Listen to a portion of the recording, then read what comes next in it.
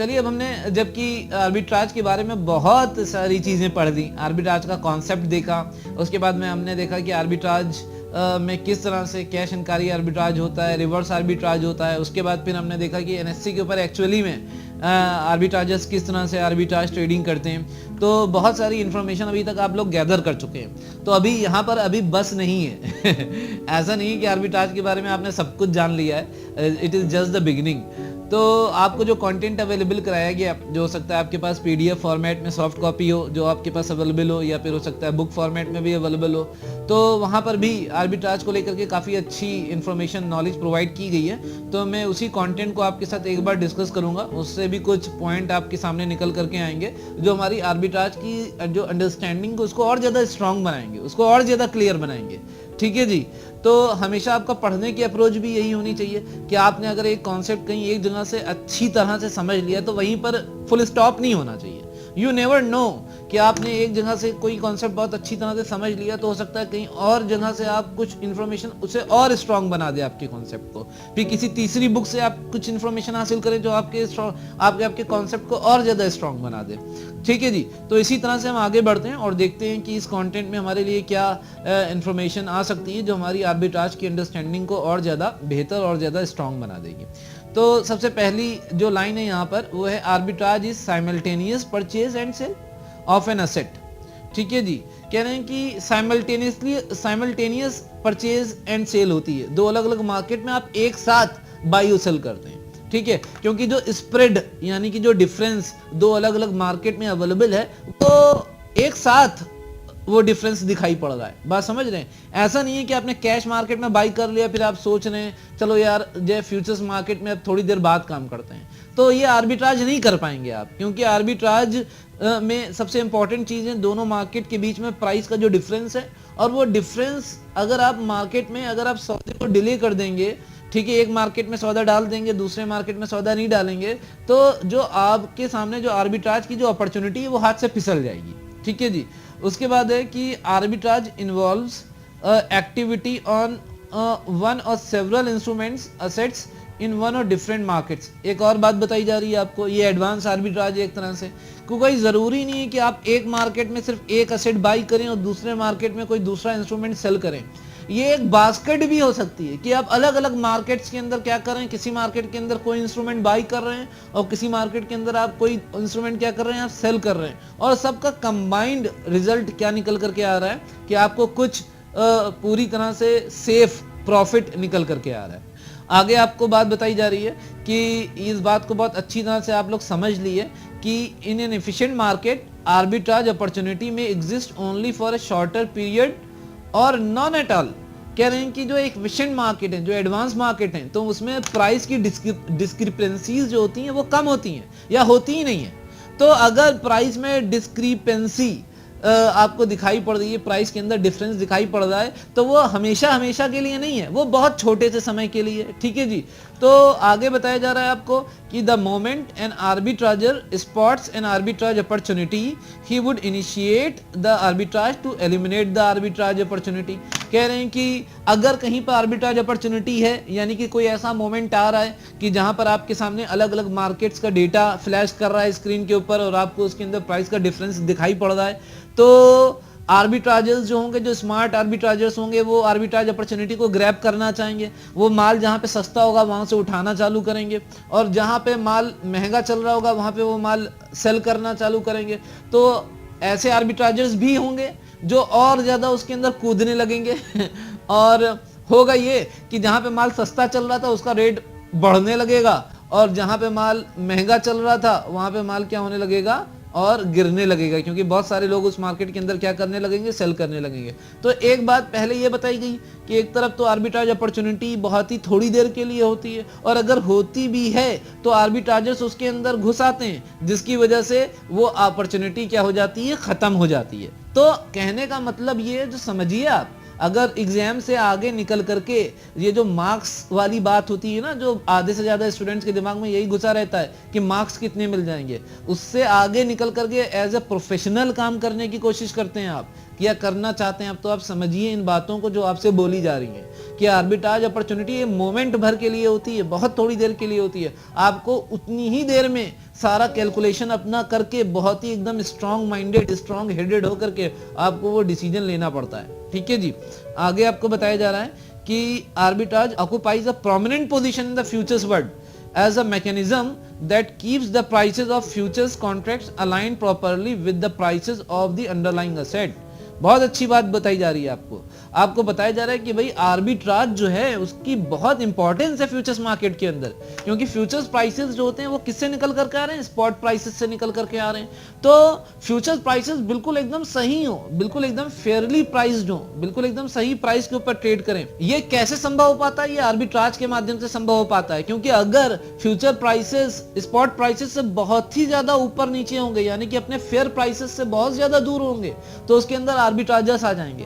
और आर्बिट्राजर्स जब आर्बिट्राज करना स्टार्ट करेंगे तो सारे जो असेट्स होंगे, उनके जो प्राइसेस होंगे, वो अपने फेयर प्राइस पे आ जाएंगे। उसके अंदर जो मिसमैच है, उसके अंदर जो डिस्क्रिपेंसी है, जो उसके अंदर जो एक्सेस डिफरेंसेस हैं, वो क्या हो जाएंगे, वो खत्म हो जाएंगे। ठीक है जी, आगे देखते हैं हम कि the objective of arbitrageurs is to make profits without taking risk. तो ये बात अभी मैंने आपको विद प्रूफ मैंने आपको एग्जाम्पल के माध्यम से समझाई थी, जब मैंने एनएससी का एग्जाम्पल आपको दिया था कि कैश मार्केट में कैसे पोजीशन लेनी है, फ्यूचर्स मार्केट में कैसे पोजीशन लेनी है। मार्केट ऊपर जा रहा है, मार्केट नीचे लुढ़क करके आ रहा है, उसके बावजूद भी आपका प्रॉफिट श्योर है।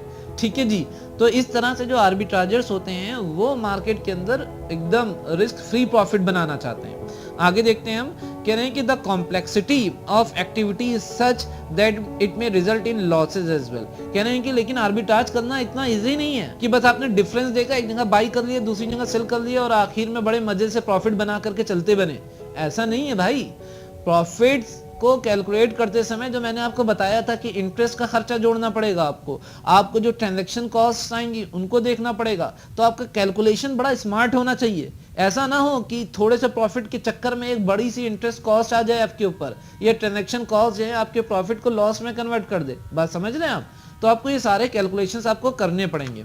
तो आगे देखिए कितनी अच्छी बात बताई जा रही है कि well informed and experienced professional traders equipped with powerful calculating and data processing tools normally undertake arbitrage। यहाँ पे मैं आपको बताना चाहूंगा कि बहुत ही आजकल मार्केट के अंदर एडवांस सॉफ्टवेयर्स आए हुए हैं, जैसे कि ग्रीक हो गया, ओमनीसिस हो गया, नेब्यूला हो गया, ठीक है जी, यू ट्रेड हो गया। ये कुछ सॉफ्टवेयर्स हैं जो इंडियन मार्केट के अंदर कैश टू फ्यूचर या फ्यूचर टू फ्यूचर या ऑप्शंस आर्बिट्राज के लिए इस्तेमाल हो रहे हैं। इसमें बड़े पावरफुल टूल्स लगे हुए हैं जो मार्केट को लगातार एनालाइज करते हैं, मार्केट के अंदर डिफरेंसेस को स्पॉट करते हैं, मार्केट के अंदर सारे खर्चों को काट कूट करके और सारे इंटरेस्ट कॉस्ट को निकाल करके आपको बताते हैं कि हाँ भाई कुछ नेट इसके अंदर रिटर्न आने की गुंजाइश है या नहीं है। और अकॉर्डिंगली आप पहले से उसके अंदर अपने सौदों को भी डाल के रख सकते हैं कि जब आर्बिट्राज अपॉर्चुनिटी मार्केट के अंदर आएगी तो वो जो प्लेटफॉर्म्स हैं वो ऑटोमेटिकली आपके ट्रेड्स को क्या कर देंगे, एग्जीक्यूट कर देंगे। तब जाकर के कहीं आप कुछ आर्बिट्राज प्रॉफिट कमाने की स्थिति में होंगे। ठीक है जी, तो मैं यहाँ पर institute of career in financial market के बारे में भी बस एक लाइन आपको बताना चाहूँगा। Perhaps we are one of the very few institutes जो आर्बिट्राज ट्रेडिंग के अंदर प्रैक्टिकल ट्रेडिंग प्रोवाइड करते हैं। जिन सॉफ्टवेयर्स का मैंने अभी जिक्र किया, इन सॉफ्टवेयर के ऊपर भी आप लोगों को live hands on training provide की जाती है और आपको ट्रेनिंग देने वाले भी कोई डिग्री लिए हुए कोई फैकल्टी नहीं होते हैं, वो मार्केट के ट्रेडर्स होते हैं जिन्होंने मार्केट में 7-7 8-8 साल एक्सपीरियंस ले रखा है। वो ट्रेडर्स आपको ट्रेनिंग प्रोवाइड करते हैं और आप मार्केट में बहुत अच्छा आर्बिट्राज के माध्यम से पैसा भी बना सकते हैं। तो बहरहाल वो तो बात एक अलग थी, मैंने आपके साथ शेयर करी, एक पीस ऑफ इंफॉर्मेशन मैंने पास ऑन करी आपको। आगे देखते हैं हम कि आर्बिट्राज मार्केट में बताया जा रहा है कि arbitrage in futures market can typically be of 3 types की 3 तरह का आर्बिट्राज हो सकता है मार्केट में। तीनों टाइप्स आगे आपके। सबसे पहला है कैश एंड कैरी आर्बिट्राज। हम देख चुके हैं कि कैश मार्केट के अंदर माल लेते हैं, ठीक है जी, और उसको हम कैरी करते हैं फ्यूचर्स मार्केट के सेटलमेंट तक, तो ये कैश एंड कैरी आर्बिट्राज हो गया। दूसरा है reverse arbitrage, reverse cash and carry arbitrage. Reverse cash and carry arbitrage में क्या होता है, आप कैश मार्केट में सेल करके चलते हैं, फ्यूचर्स मार्केट में आप बाई करके चलते हैं। जैसा कि यहाँ बताया जा रहा है आपको कि reverse cash and carry arbitrage refers to long position in futures market, यानी फ्यूचर्स मार्केट में आप बाई करके चल रहे हैं, और short position in the underlying और कैश मार्केट, आप कैश मार्केट में आप क्या कर रहे हैं, शॉर्ट करके चल रहे हैं या सेल करके चल रहे हैं। ध्यान कर लिए, अगर आपसे कोई पॉइंट पूछ लिया जाए कि reverse cash and carry arbitrage क्या होता है तो आप बता सकें। और उसके बाद में तीसरा है इंटर एक्सचेंज आर्बिट्राज, अलग अलग एक्सचेंजेस के ऊपर आर्बिट्राज की अपॉर्चुनिटी भी होती है, कॉम्प्लेक्स होती है, लेकिन अगेन अगर आप रिस्क फ्री प्रॉफिट बनाना चाहते हैं तो आपको इस कॉम्प्लेक्सिटी को क्या करना पड़ता है, एज ए प्रोफेशनल ओवरकम करना पड़ता है। जैसे मैं आपको इंटर एक्सचेंज आर्बिट्राज की बात बताऊं, जैसे इंडिया में एक एक्सचेंज है, ठीक है जी, इंडिया में कौन सा एक्सचेंज है, आपने नाम सुन रखा होगा MCX, यानी कि मल्टी कमोडिटी एक्सचेंज, और इसके ऊपर क्या, गोल्ड ट्रेड होता है, ठीक है जी। दुबई में एक एक्सचेंज है जिसका नाम है DGCX, Dubai gold and commodity exchange, इसके ऊपर भी क्या ट्रेड होता है, इसके ऊपर भी गोल्ड ट्रेड होता है। तो अक्सर जो इंडिया में MCX के ऊपर जो गोल्ड के प्राइसेस चलते हैं और दुबई में DGCX के ऊपर जो गोल्ड के प्राइसेस चलते हैं, उन प्राइसेस में अच्छा आपको स्प्रेड देखने का मौका मिलता है, अच्छा स्प्रेड आपको कमाने का मौका मिलता है। तो ये एक एग्जांपल मैंने दिया आपको इंटर एक्सचेंज आर्बिट्राज का। तो बहुत सारे जो बिग शॉट ब्रोकर्स हैं तो वो अपनी ट्रेडिंग डेस्क लगाते हैं और अलग अलग एक्सचेंजेस की मेंबरशिप लेते हैं और ट्रेडर्स को बैठाते हैं ट्रेडिंग डेस्क के ऊपर, उन्हें पावरफुल सॉफ्टवेयर और पावरफुल टूल्स देते हैं और वो इस तरह से अलग अलग एक्सचेंजेस के बीच में भी अगर आर्बिट्राज की अपॉर्चुनिटी होती है तो उसको अर्न करते हैं, ठीक है जी। तो अगर आप लोग मार्केट में एज ए आर्बिट्राजर अपना करियर बनाना चाहते हैं, एज ए ट्रेडर प्रोफेशनल अपना करियर बनाना चाहते हैं, तो डेफिनेटली आप आर्बिट्राजर के तौर पर आप काम कर सकते हैं, ठीक है जी। आगे देखते हैं हम, चलिए हमने आर्बिट्राज के टाइप्स तो देख लिए और अब बात ये आती है कि भाई आर्बिट्राज का जो डिसीजन है वो कहाँ से पैदा होता है, कि आर्बिट्राज में हमें कैसे देखते हैं कि भाई आर्बिट्राज हम करें या ना करें।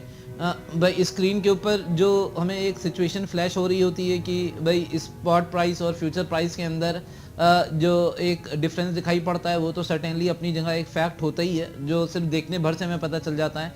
लेकिन अगर हम एज इंडिविजुअल, यानी कि हम जो फ्यूचर कॉन्ट्रैक्ट का जो फ्यूचर प्राइस है उसको हम इंडिविजुअली देखें तो हमें कैसे पता लगेगा कि भाई ये जो फ्यूचर्स हैं ये ओवर प्राइस हैं या अंडर प्राइस हैं। इसका जिक्र मैं पहले भी कर चुका हूँ, एक बार फिर बोल रहा हूँ कि इसके लिए ना आपको फ्यूचर्स का फेयर प्राइस आपको पता होना चाहिए, ठीक है जी। तो आप फ्यूचर्स का फेयर प्राइस आप कैलकुलेट करेंगे और उससे जब आप फ्यूचर्स का जो करंट मार्केट प्राइस चल रहा है उसको आप कंपेयर करेंगे और आप देखेंगे कि जो करंट मार्केट प्राइसेस हैं फ्यूचर्स कॉन्ट्रैक्ट के वो फेयर प्राइस के कंपैरिजन में ज़्यादा हैं या कम है। अगर वो करंट मार्केट प्राइसेस जो एक फेयर प्राइस निकल करके आएगा उससे ज़्यादा हैं तो इसका मतलब जो फ्यूचर कॉन्ट्रैक्ट हैं वो ओवर प्राइस्ड हैं और धीमे धीमे मार्केट में ट्रेडर्स को ये बात ऑब्जर्वेशन से पता लगेगी और जिसकी वजह से उसके अंदर लोग आएंगे और फ्यूचर्स मार्केट के अंदर जो फ्यूचर्स कॉन्ट्रैक्ट के जो प्राइसेस हैं वो खिंच करके नीचे की तरफ आएंगे, ठीक है जी नहीं, क्योंकि पहले ओवर प्राइस थे और ओवर प्राइस से लोग उसके अंदर सेलिंग चालू करेंगे।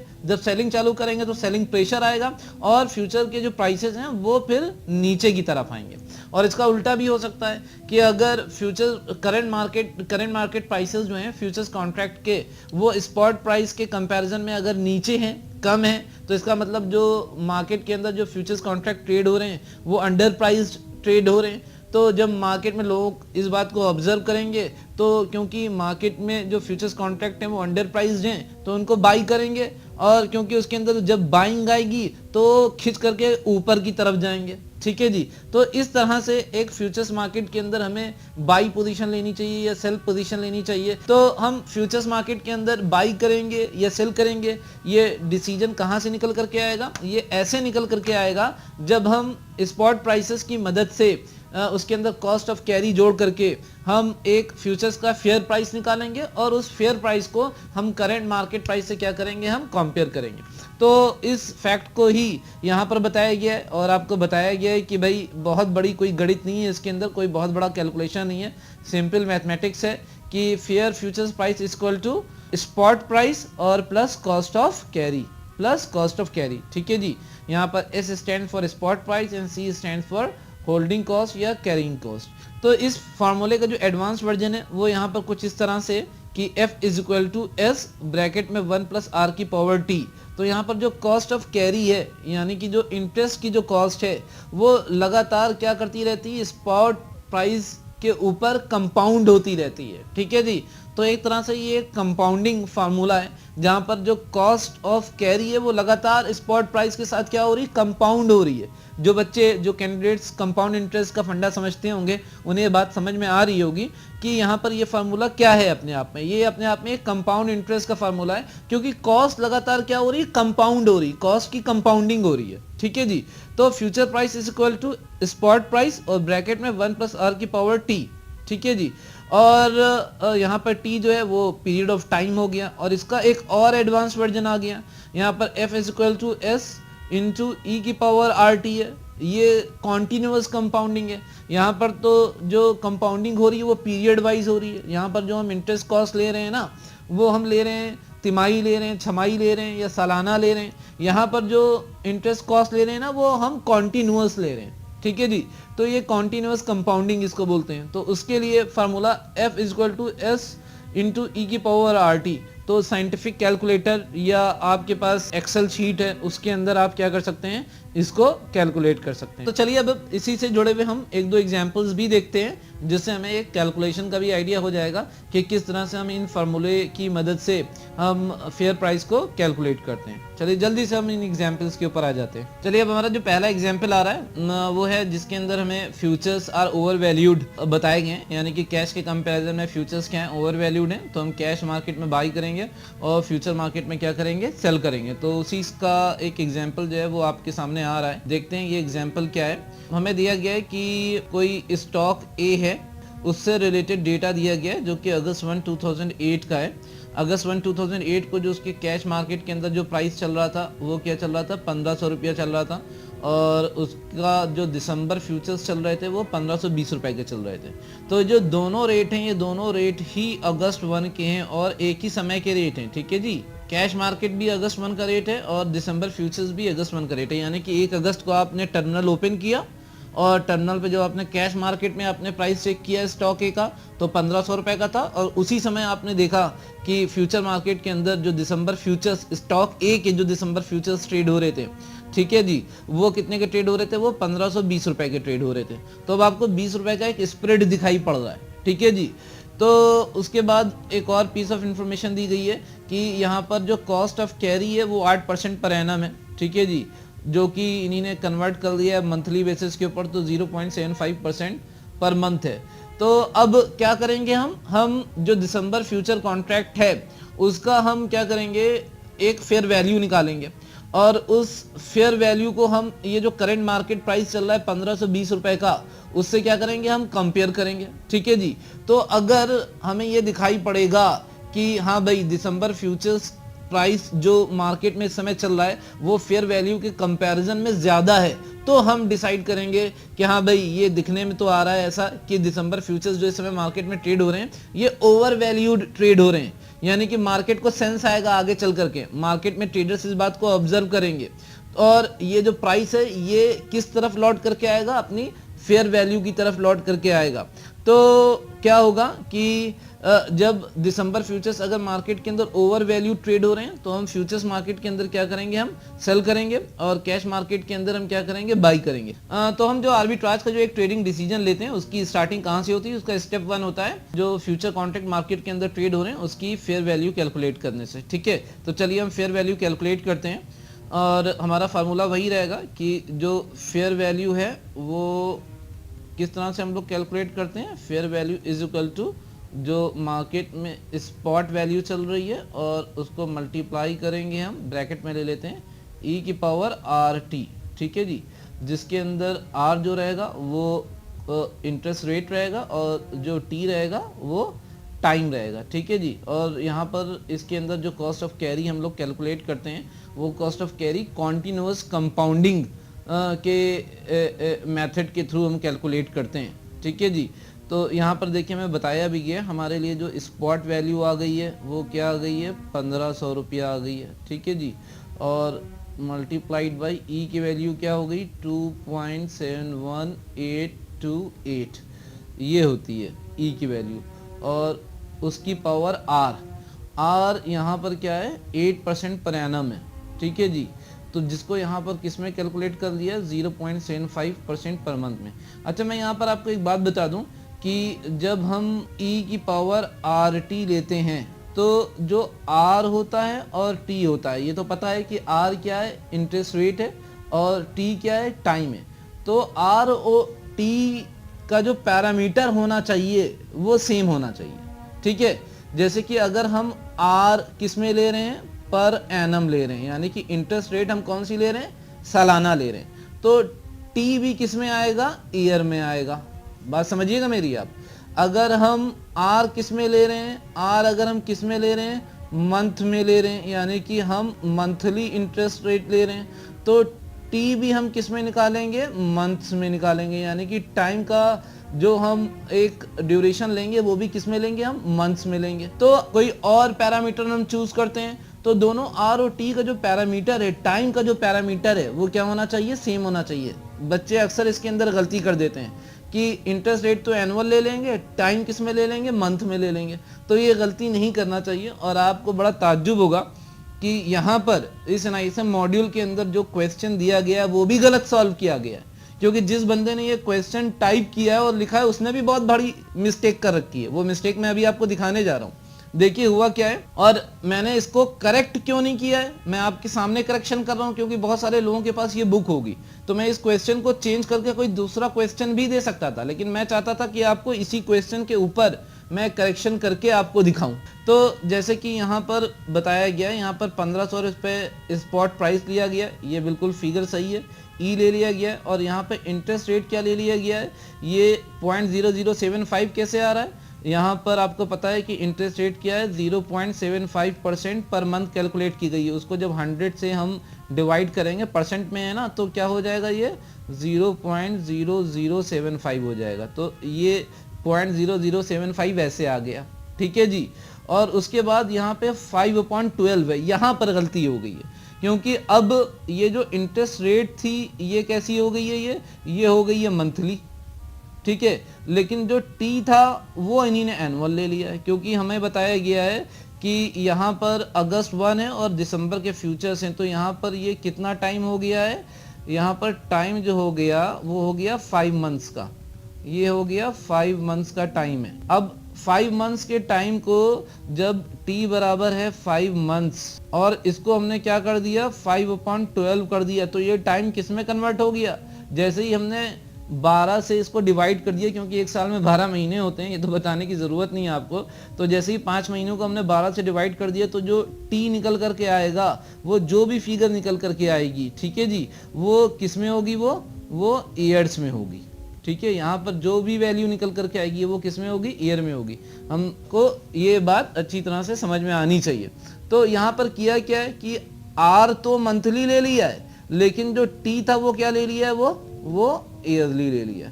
तो जिस वजह से ये जो पूरा कैलकुलेशन दिया है, ये पूरा कैलकुलेशन क्या हो गया है, ये पूरा कैलकुलेशन हो गया है गलत। अब पूरा कैलकुलेशन गलत हो गया, और यहाँ पर जो फेयर प्राइस निकाल करके लेकर के आए हैं 1504.69 रुपये, ये भी प्राइस पूरी तरह से क्या निकल करके आया है, गलत निकल करके आया है। तो यहाँ पर हम क्या करेंगे, एक्चुअल में जो फेयर वैल्यू होनी चाहिए वो हम कैलकुलेट करेंगे, आपके सामने अभी कैलकुलेट करके दिखाएंगे, और उसके बाद फिर हम थोड़ा सा और फिगर्स के अंदर चेंज करेंगे। लेकिन अपना कॉन्सेप्ट वही है कि हमें एक ऐसा एग्जाम्पल लेना है कि जिसमें फ्यूचर्स को हम क्या दिखाएंगे, ओवर वैल्यूड दिखाएंगे, ठीक है जी।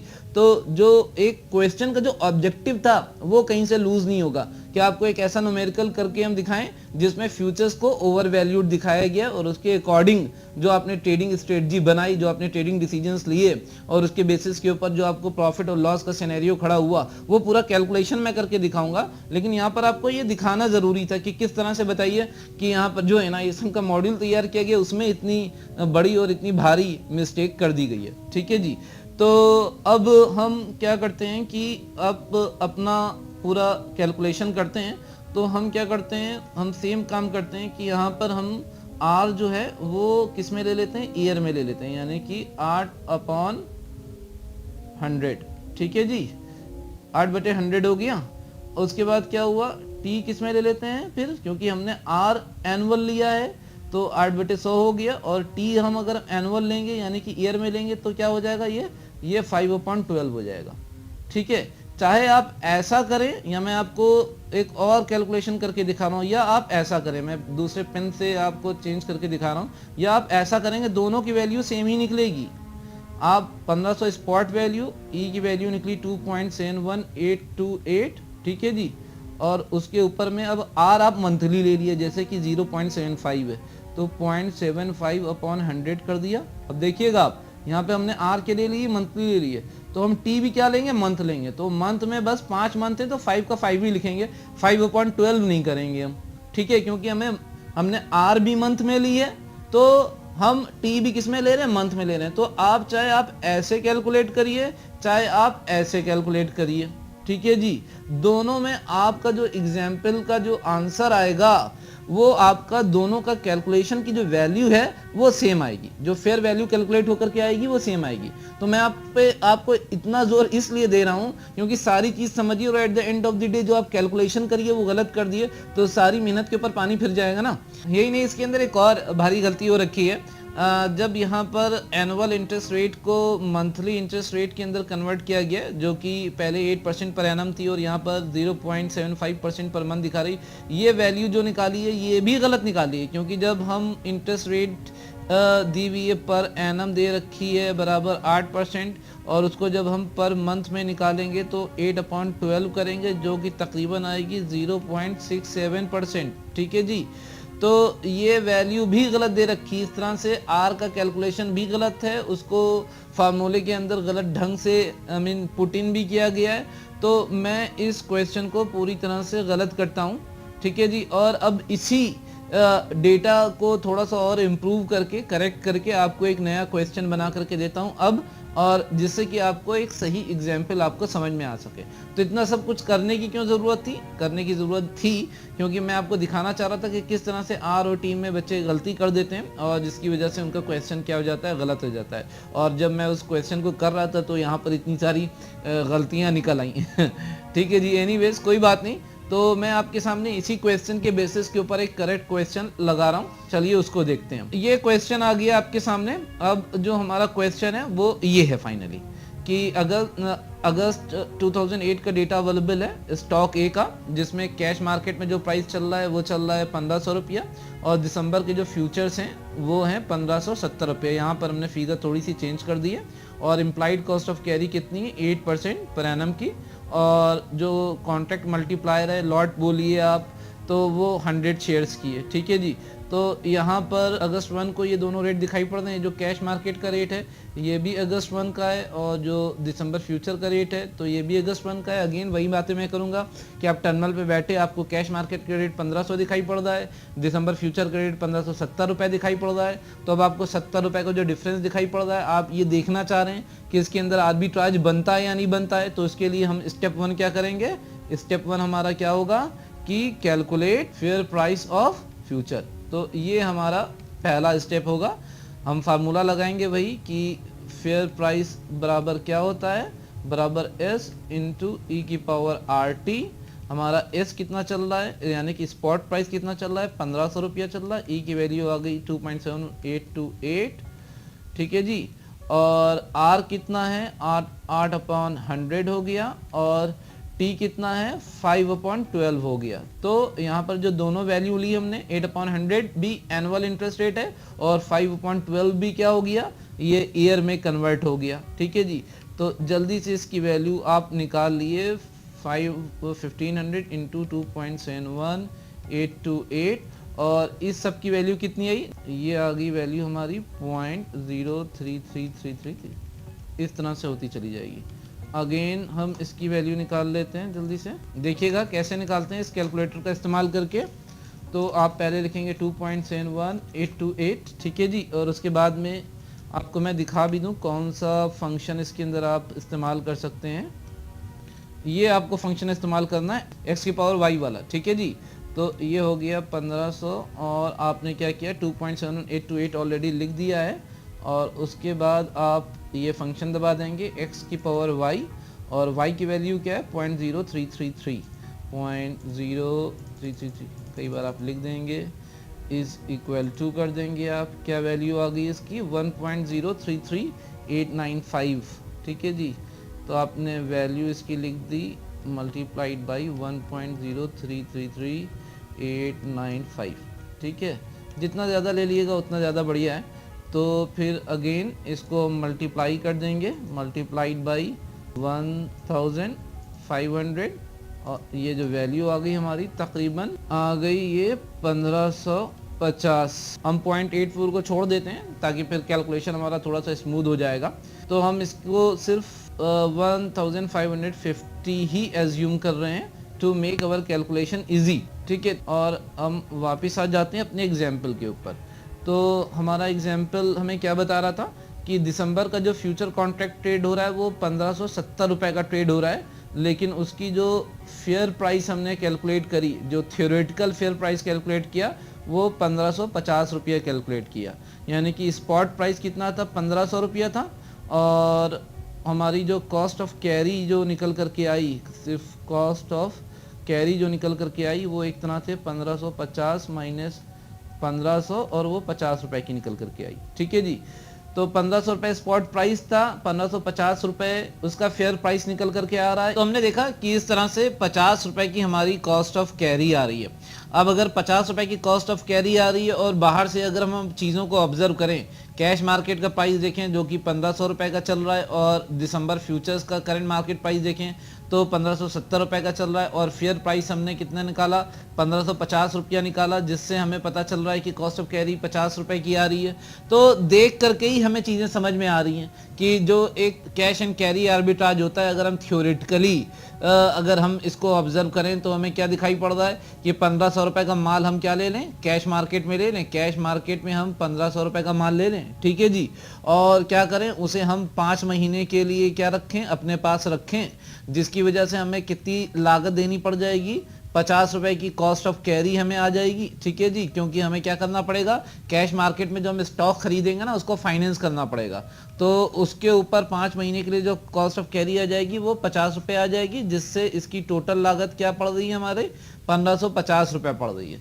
तो 1550 रुपये का माल हमारा 5 महीने आगे जा करके उसकी टोटल ओवरऑल जो हमें कॉस्ट पड़ेगी वो 1550 रुपये पड़ेगी। और वहाँ पर दिसंबर फ्यूचर जो हमने क्या रखा है, 1570 रुपये का सेल कर रखा है, वहाँ पर हम क्या करेंगे, इसको 1570 में हम डिलीवर कर देंगे।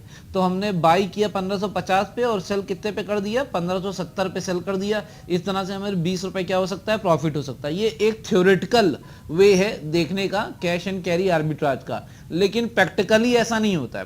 प्रैक्टिकली तो मैंने आपको बताया था, जो मैंने अभी आपको नेशनल स्टॉक एक्सचेंज के ऊपर कैश सेगमेंट और उसके बाद फ्यूचर सेगमेंट के अंदर जो मैंने आपको एक एग्जांपल दिया था, जिसमें आपने सेम मार्केट सेगमेंट के अंदर आपको ट्रेड सेटल करना पड़ता है, तो वैसा ही यहीं पे भी करना पड़ेगा आपको। प्रैक्टिकली जिस मार्केट में आप पोजीशन क्रिएट करते हैं उसी मार्केट में ही आपको जाकर के अपनी पोजीशन को क्या करना पड़ता है, सेटल करना पड़ता है। और ये देखना पड़ता है कि कैश मार्केट में जो आपने पोजीशन सेटल करी और उसके बाद जो आपने फ्यूचर मार्केट में आपने जो पोजीशन सेटल करी, तो दोनों का सम टोटल रिजल्ट क्या निकला, दोनों का नेट इफेक्ट क्या निकला, दोनों का नेट रिजल्ट क्या निकला, प्रॉफिट निकला या लॉस निकला। तो उस तरह से ही हम चीज़ों को क्या करेंगे, यहाँ पर कैलकुलेट करके देखेंगे। तो एक तरह से मैं एक सिनेरियो लेता हूँ, सिनेरियो 1 लेता हूँ। सिनेरियो 1 में मैं ये एज्यूम करता हूँ, assume that market closes at 1550 on the date of final settlement, जिसको हम क्या बोल सकते हैं, एक्सपायरी भी बोल सकते हैं, ठीक है जी। तो अब हमने यहाँ पर एक एजम्पशन ले ली कि जो डेट ऑफ एक्सपायरी थी उस दिन जो रेट मार्केट में बंद हुआ जिसके ऊपर फाइनल सेटलमेंट होगा, उस दिन जो रेट बंद हुआ वो कितने का बंद हुआ, वो 1550 रुपए का बंद हुआ। तो इस केस में क्या होगा, हम देखेंगे एक तरफ हमारा कैश मार्केट की पोजीशन है और दूसरी तरफ हमारी फ्यूचर्स मार्केट में हमने प्ले कर रखा है। तो क्योंकि कैश मार्केट और फ्यूचर मार्केट में हमारी पोजीशंस क्या थी, हमने कैश मार्केट में बाई करेंगे, फ्यूचर में सेल करके चले थे, तो इस पे हमने बाई किया था। तो हमने इस पे बाई किया था एट द रेट 1500, और इसमें हमारी पोजीशन क्या थी, इसमें हमारी पोजीशन थी सेल एट द रेट 1570। हमने क्यों सेल किया था फ्यूचर में, क्योंकि फ्यूचर डेफिनेटली फेयर प्राइस से क्या थे, ओवर वैल्यूड थे। अब जो फाइनल सेटलमेंट वाले दिन प्राइस निकल करके आ रहा है, तो हम उस रेट पे क्या करेंगे, सेटल करेंगे, सेटल एट द रेट 1550 पे, 1550। और यहाँ पर भी हम सेटल करेंगे इसे सेटल करेंगे एट द रेट 1550, क्योंकि फ्यूचर मार्केट और जो कैश मार्केट है दोनों का रेट क्या हो जाएगा, सेम हो जाएगा। तो क्या होगा, 1500 पे बाई किया था, 1550 पे एक तरह से आप कैश मार्केट में सेल करके अपने ट्रेड को सेटल करेंगे। तो यहाँ पे आप 50 रुपए का प्रॉफिट कमा रहे हैं। और यहाँ पर क्या हो रहा है, आपने सेल किया था और यहाँ पर आप क्या करेंगे, बाई करके आप ट्रेड को सेटल करेंगे। तो 1570 पे आपने क्या किया था, सेल किया था। अब 1550 पे क्या किया आपने, बाई किया है। ठीक है जी। तो यहाँ पर क्या हो गया, आपका 20 रुपया जो है वो आपको यहाँ से प्रॉफिट आता दिखाई पड़ रहा है। तो दोनों ही पोजीशंस में by the grace of God आपको प्रॉफिट दिखाई पड़ रहा है। तो दोनों पोजीशन का जो प्रॉफिट था वो जोड़ करके 50 रुपया और 20 रुपया जोड़ करके कितना आ गया, 70 रुपया आपका नेट टोटल प्रॉफिट आ रहा है। और आपकी ओवरऑल पोजीशन क्या थी, आपकी पोजीशन जो थी वो एक लॉट की थी, चलिए उसको तो बाद में लेंगे। तो 70 रुपये क्या हो रहा है आपको, इस उन दोनों पोजीशंस का जो नेट रिजल्ट निकल रहा है वो 70 रुपये प्रॉफिट निकल रहा है। लेकिन इस पे आपको टोटल जो कॉस्ट आपने इनकर करी है वो कितनी करी है, 50 रुपये, जो कि कॉस्ट ऑफ कैरी थी। ठीक है जी, वो आपने इसके अंदर से माइनस कर दी। तो आपका जो नेट प्रॉफिट बच रहा है वो 20 रुपया बच रहा है। आपने एक लॉट यानी कि 100 शेयर्स की एक लॉट में पोजीशन ले रखी थी, तो उससे आपने मल्टीप्लाई कर दिया। इस तरह से 2000 रुपये का आपका ये नेट प्रॉफिट आ गया। ठीक है, तो ये ओवरऑल आपको पूरा न्यूमेरिकल समझ में आ रहा है। दोनों पोजीशंस में आपने देखा, दोनों पोजीशंस में देखने के बाद 70 रुपए का दोनों पोजीशन से नेट प्रॉफिट निकल करके आया और 50 रुपए की कॉस्ट ऑफ कैरी थी। ठीक है जी, तो यहाँ पर 50 रुपए हमने लेस कर दिए, उसमें से 20 रुपए बच रहे हैं। और आपने एक लॉट में पोजीशन ले रखी थी, तो एक लॉट में 100 शेयर्स थे, तो 100 शेयर से आपने मल्टीप्लाई कर दिया, तो 2000 रुपीज़ का ये नेट प्रॉफिट निकल करके आ रहा है। ठीक है, क्लियर है बिल्कुल।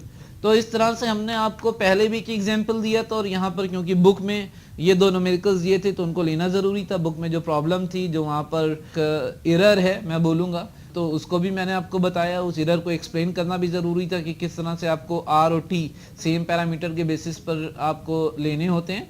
तो यहाँ पर जो मैंने आपको दिखाया था कि दिसंबर फ्यूचर्स का जो 1570 का जो प्राइस था उसको मैंने क्या कर लिया था, ये एज्यूम कर लिया था। ठीक है जी, और उसके बाद फिर यहाँ पर क्या एज्यूम किया कि 1550 रुपये पे मार्केट क्या हुए, क्लोज हुए। तो मैंने ये आपको करके दिखाया। अब इसमें एक सिनेरियो मैं आपको और दिखाऊंगा जो कि होगा किसी दूसरे क्लोजिंग प्राइस के ऊपर। तो जल्दी से हम उसको भी लगा लेते हैं यहाँ पर, और यहाँ पर सिनेरियो 2 हम लगा लेते हैं। और इसमें हम बता देते हैं कि मार्केट यहाँ पर हम थोड़ी सी गिरा देते हैं। ठीक है ना, assume that market closes at 1450 on the date of expiry, यानी कि इसको मैं बार बार लिखा हूँ ताकि आप कंफ्यूज ना हो, on the day of final settlement. ठीक है जी, तो इस प्राइस को बहुत गौर से देखिएगा।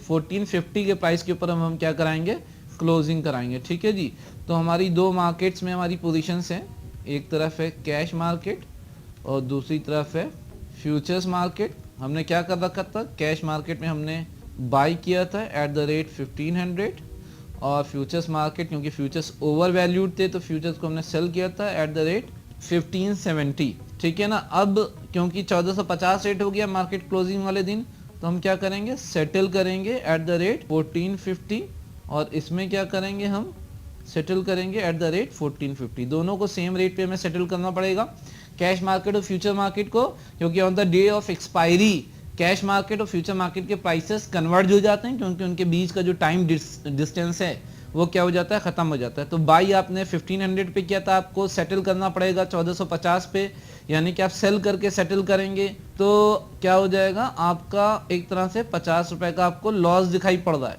ठीक है, और यहाँ पे क्या हुआ, आपने सेल किया था 1570 पे, आप सेटल करेंगे तो सेटल क्या करेंगे, एक तरह से आप एज्यूम करेंगे कि आप बाई कर रहे हैं। तो आपको कितने का फ़ायदा होता दिखाई पड़ रहा है, आपको फ़ायदा होता दिखाई पड़ रहा है टोटल 120 रुपये का।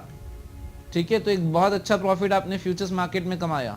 और इस तरह से दोनों का अगर हम क्या करेंगे, दोनों का सम टोटल कर देंगे तो क्या हो जाएगा, यहाँ पर आप फिर देखेंगे आपको 70 रुपीज़ का क्या निकल करके आ रहा है, प्रॉफिट निकल करके आ रहा है।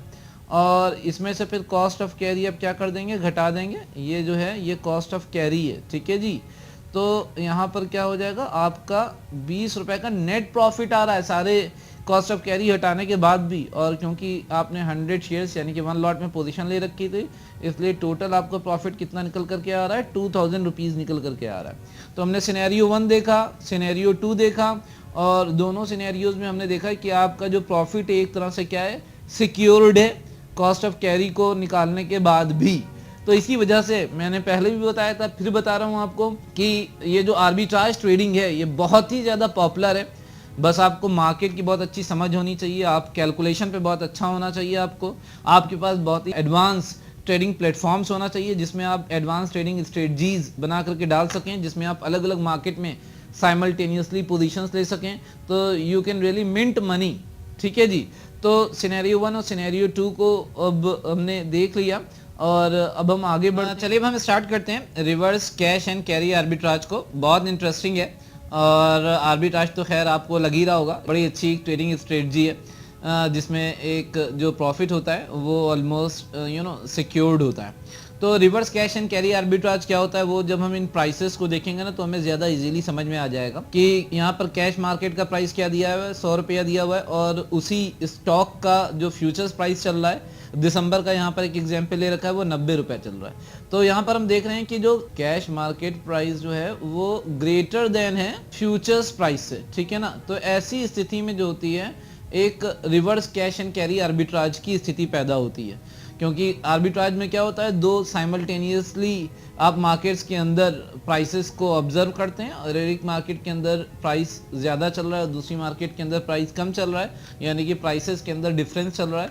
तो आप उस डिफरेंस को अर्न करने के लिए, ग्रैब करने के लिए आप क्या करते हैं, आप एक मार्केट के अंदर बाई और दूसरे मार्केट के अंदर सेल की पोजीशन क्रिएट करते हैं, और उसके बाद उन्हीं मार्केट्स के अंदर आप उन सौदों को सेटल करते हैं, और फिर आप नेट जो रिजल्ट उसका निकल करके आता है तो कुछ आपको प्रॉफिट निकल करके आता है। ठीक है जी।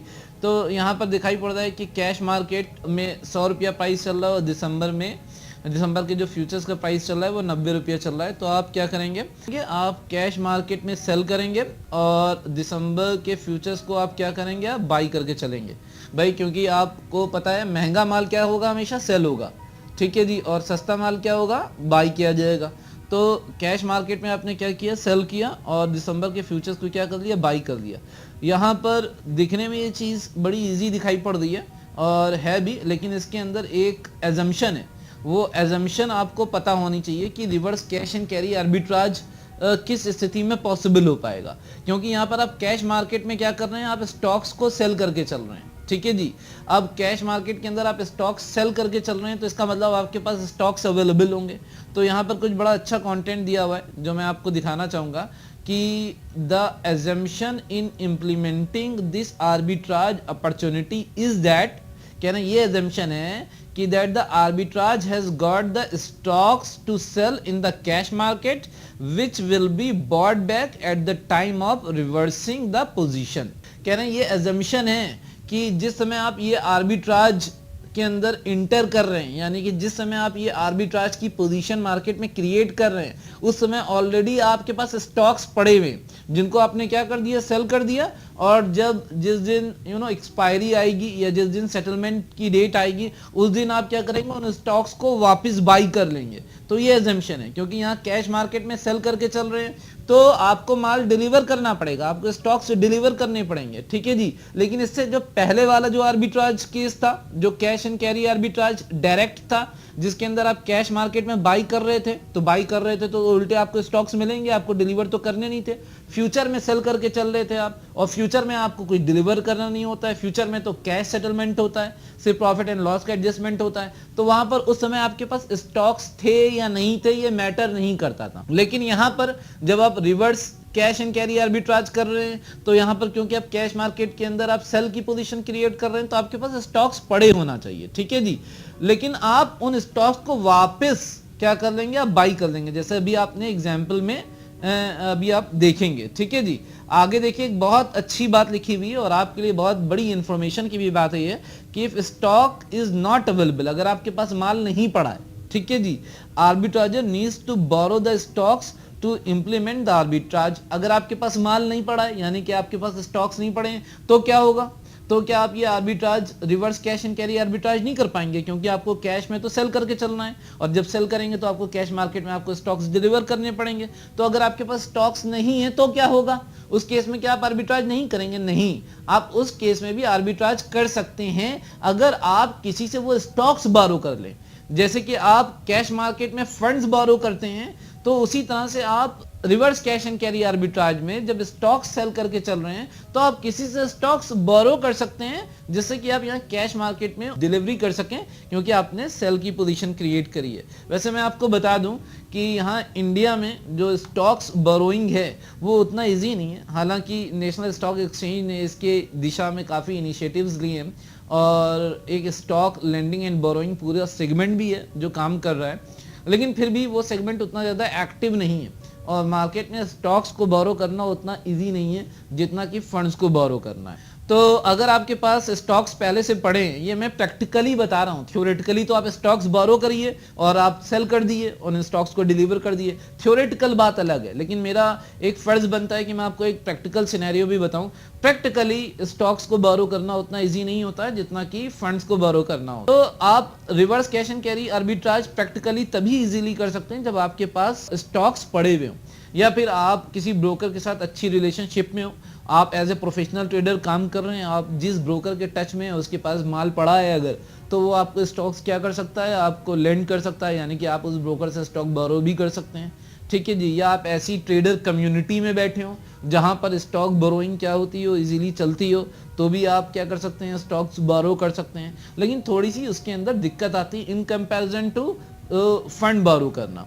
ठीक है, यहाँ पर मैं आपको एक बहुत ही एक इंटरेस्टिंग एक बात बताऊंगा, जो कि ये बात है 2007 और 2008 की, जब मार्केट बहुत ज़्यादा क्रैश हुआ था, यूएस में जो सब प्राइम क्राइसिस आई थी, और उसकी वजह से जब मार्केट में इंडियन मार्केट भी बहुत ज़्यादा डाउन हुआ था, तो उस समय एक ऐसी स्थिति पैदा हुई थी कि उसमें कैश मार्केट जो था वो हायर प्राइस पे चल रहा था, और जो फ्यूचर्स थे वो कम चल रहे थे, यानी कि जो बदले थे ना वो उल्टे चल रहे थे। इसको टेक्निकली प्रैक्टिकल की मार्केट की लैंग्वेज में बदला बोलते हैं, यानी कि जो डिफरेंसेस होता है उसको ही बदला बोलते हैं।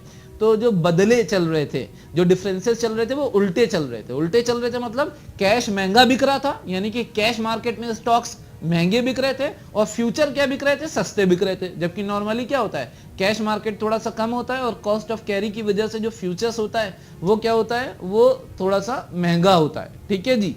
लेकिन क्योंकि मार्केट इतना ज़्यादा डाउन ट्रेंड में था, और आगे का जो विजन था मार्केट को लेकर के, वो लोग बहुत ज़्यादा पेसिमिस्टिक थे, बहुत निराश थे आगे के मार्केट को लेकर के, तो वो कैश मार्केट के कंपैरिजन में फ्यूचर और सस्ता बिक रहा था, क्योंकि ऐसी लोगों को उम्मीद थी कि आगे जाकर के मार्केट और गिरेगा। तो फ्यूचर्स क्या चल रहे थे, फ्यूचर्स के प्राइसेस और डाउन चल रहे थे। तो उस समय जिन लोगों के पास स्टॉक्स पड़े हुए थे, उन्होंने reverse cash and carry arbitrage की ट्रेडिंग स्ट्रेटजी अपना करके बहुत ही अच्छा पैसा बनाया। तो उस समय ये बात कही जाती थी, एक कहावत कही जाती थी कि भाई जिसके पास स्टॉक्स पड़े हैं, जिसके पास माल पड़ा है, ही इज द किंग। तो उस समय जिन लोगों को इसका आइडिया नहीं था reverse cash and carry arbitrage का, वो रो रहे थे कि हाय मेरे स्टॉक्स के प्राइसेस गिर गए, मैं लुट गया, बर्बाद हो गया। और उसी समय ऐसे लोग भी मार्केट के अंदर मौजूद थे जो reverse cash and carry arbitrage करके बहुत अच्छा पैसा भी बना रहे थे। तो कुल मिलाकर के बात यही है कि नॉलेज इज पावर। अगर आपको समझ है मार्केट में किसी स्थिति को कैसे प्ले करना है, तो आप क्या कर सकते हैं, आप बहुत अच्छा पैसा भी बना सकते हैं। ठीक है ना। तो एक गाना भी है अंग्रेजी का कि when going gets tough the tough gets going, कि जब लोगों के लिए चीज़ें क्या हो जाती हैं, मुश्किल हो जाती हैं, और चलना मुश्किल हो जाता है, लेकिन जो टफ व्यक्ति होता है, यानी कि जो एक स्ट्रांग व्यक्ति है, यानी कि नॉलेज वाइज स्ट्रांग हो या किसी और पॉइंट ऑफ व्यू से स्ट्रांग हो, वो अपना रास्ता क्या कर लेता है, बना ही लेता है। तो मैंने आपको एक एग्जांपल दिया कि किस तरह से मार्केट की स्थिति पैदा होती है अगर आपके पास स्टॉक्स पड़े हुए हैं और मार्केट मतलब कि पिट रहा है, मार्केट लुढ़क रहा है, मार्केट गिर रहा है। तो ऐसी स्थिति में अगर बदले मार्केट के अंदर उल्टे हो गए हैं और फ्यूचर्स जो हैं वो कैश के कंपैरिजन में डाउन जा रहे हैं, तो आप reverse cash and carry arbitrage करके बहुत अच्छी स्थिति बना सकते हैं, क्योंकि आपके पास डिलीवर करने के लिए माल अवेलेबल होगा और आगे चल करके आप वो माल क्या कर सकते हैं, आप वापस खरीद सकते हैं। ठीक है जी।